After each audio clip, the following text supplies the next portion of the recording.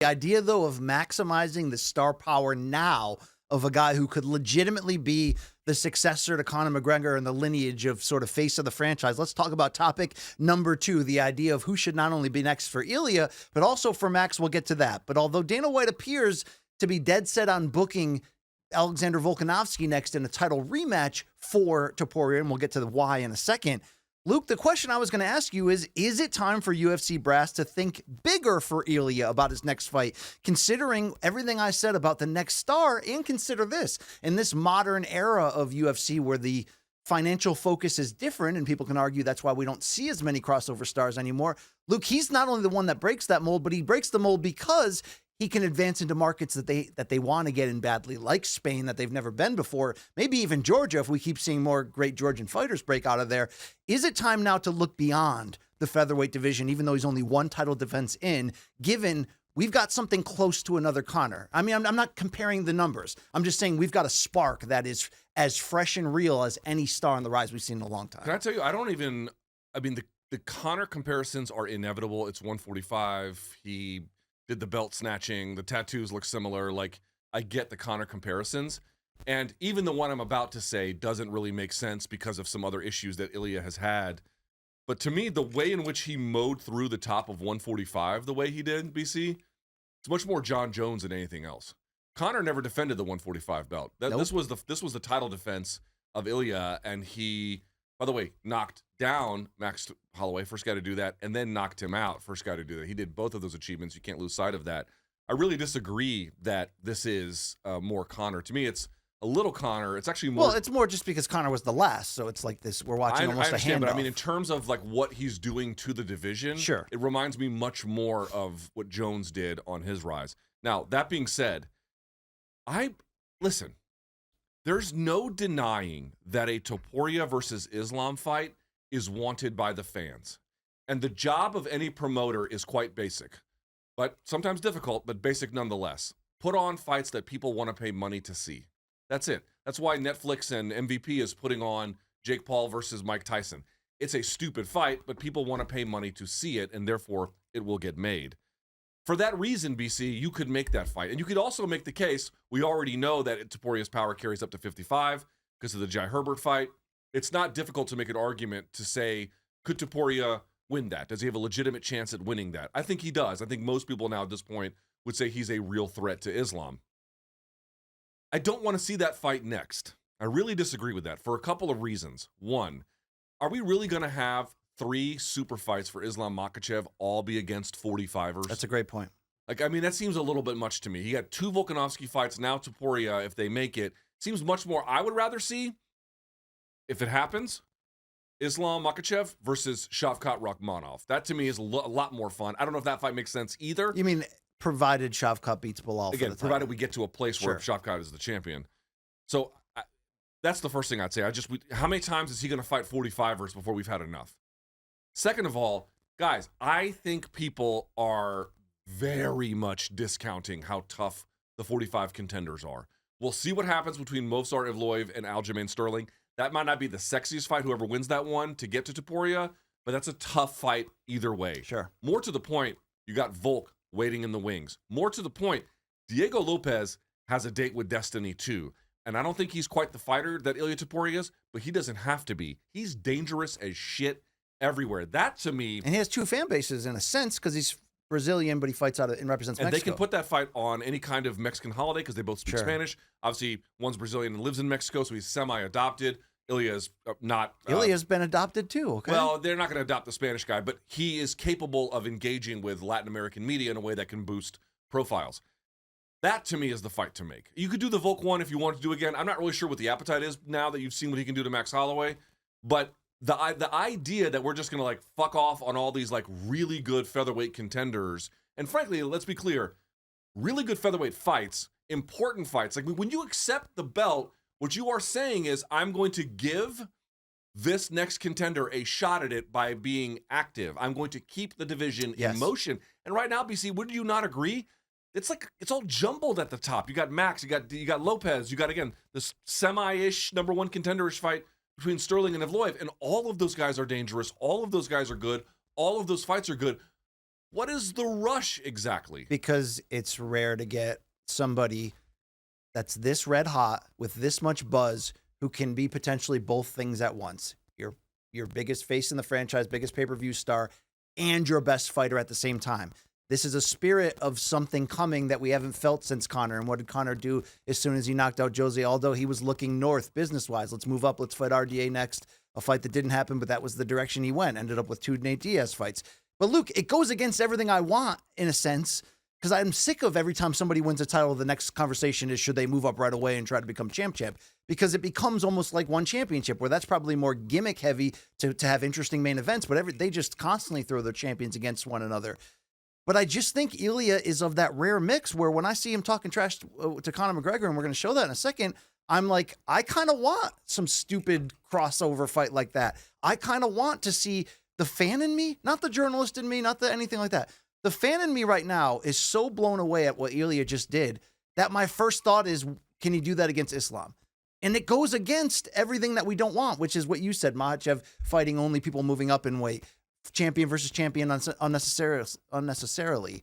But when you've got a star of this potential and magnitude, I not only rush him to Spain, I'm literally thinking now, Luke Thomas, what is the biggest B-side I can put him in with?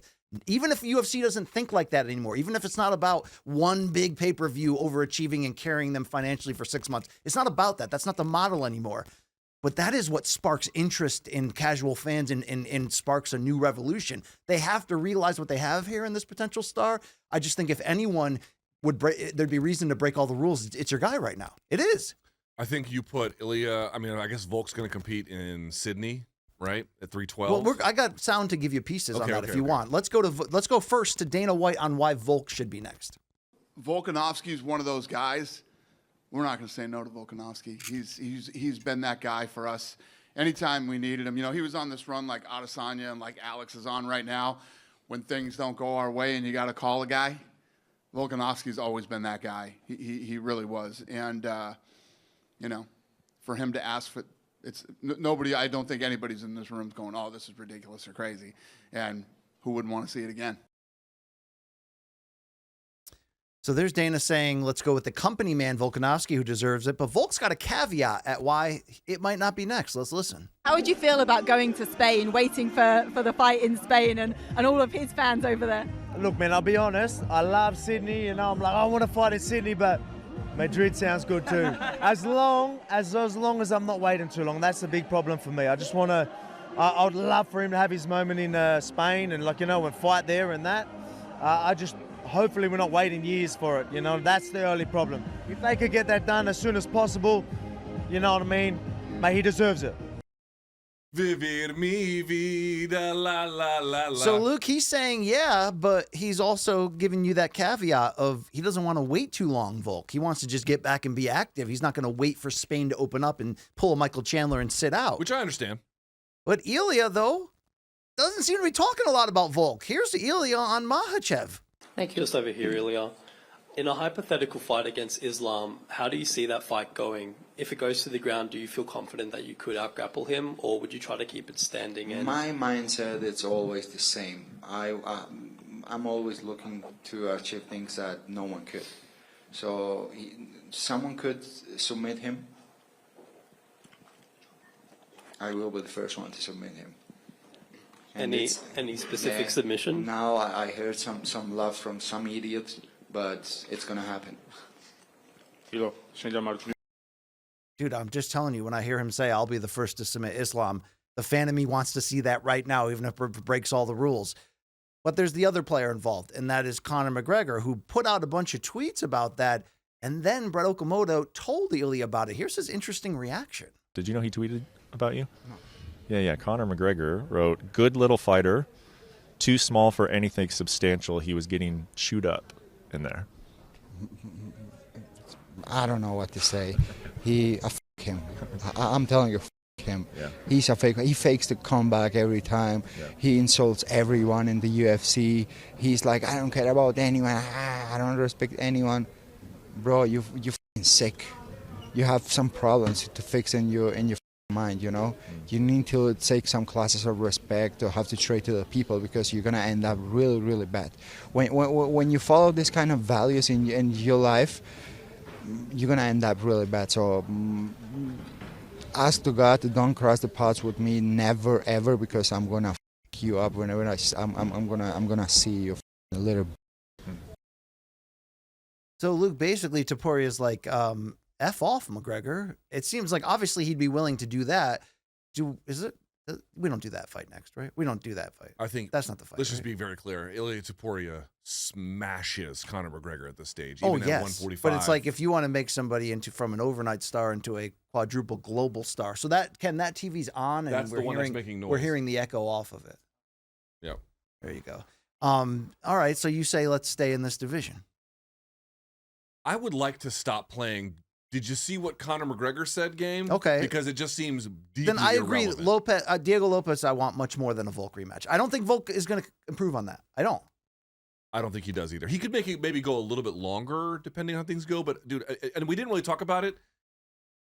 It's not just a function of like, is Ilia powerful? Yes, of course. He has tremendous knockout power. But it's a little bit more than that. He has a very, very patient but unique ability to problem solve based on what you're giving him, establish patterns, change patterns. He's an accurate puncher. But the thing I want to point, like, how do you get someone who's accurate and powerful? How do you make good use of that? You have to have them with a decent fight IQ, and they have to be able to problem solve based on what they've been given. And it doesn't matter whether it's Max, it doesn't matter whether it's Volkanovski. He problem solves his way into landing things of significance. None of it is by accident. None of it is fortuitous, although there was a little bit of that because of the way Max defended. But in general, he finds targets and lands on them cleanly because he is able to do that with solutions he's concocted in the middle of the fight. That's why I want to see him put on his back by somebody like Makhachev and see him work his way out of that. I mean, I know we got to wait. We got to take our time. We got to see what happens here. It seems Dana's going to do Volk anyway, but will they make Ilia go to Australia, and will he accept it? I don't think he accepts that in Australia. Okay. Like, you're going to make Ilia go all the way. I mean, I'm usually the guy that's like, when fighters are like, I'm the one who calls the shots now. Yeah. I'm like, no, you're not. Like, you're absolutely not. However, I do feel like Ilia is probably, I mean, because he can unlock a new market, and he just did what seemed to me almost the impossible basically over the weekend. I feel like they're not going to be too upset if he's like, hey, I'm not going to fucking Australia. But what they might do is they might make it an interim title for whoever headlines that Volk card. They might do that. Oh, so Volk versus Diego Lopez for the interim title? Right, which doesn't make sense in the sense that, you know, your champion is not in recess. Yeah, that's a number or one something, contender fight, but it's basically a glorified number one contender, yes.